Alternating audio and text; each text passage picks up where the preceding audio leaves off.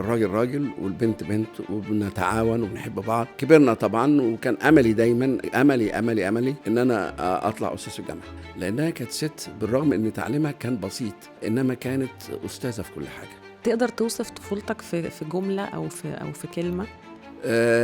طفولة طفل اتخلق عشان يبقى راجل، اللي ما عندوش أمل يدوّر يشتروا له أمل من اللي بيبيعوا الأمل. أنا لو بإيدي الشيء هالغي حاجة اسمها ثانوي، طبعًا أنا حبيت الجلد وباعشق حاجة اسمها أمراض جلدية، ده الموضوع دلوقتي ابتدى يتحلي ويكبر الجلد كبر أوي، زي ما بنقول الجلد مراية الأجهزة الداخلية.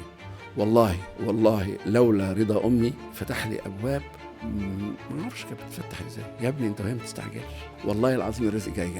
الدكتور اللي ما يذاكرش كل يوم يقرا يصدي. النهارده بسم الله ما شاء الله يمكن بيتر بياند يعرفوا الاعداد، احنا عدينا ال 20,000 دكتور. انا اؤمن تماما ودايما الايه دي في وشي وبقولها للناس: من يتق الله يجعل له مخرجا ويرزقه من حيث لا يحتسب.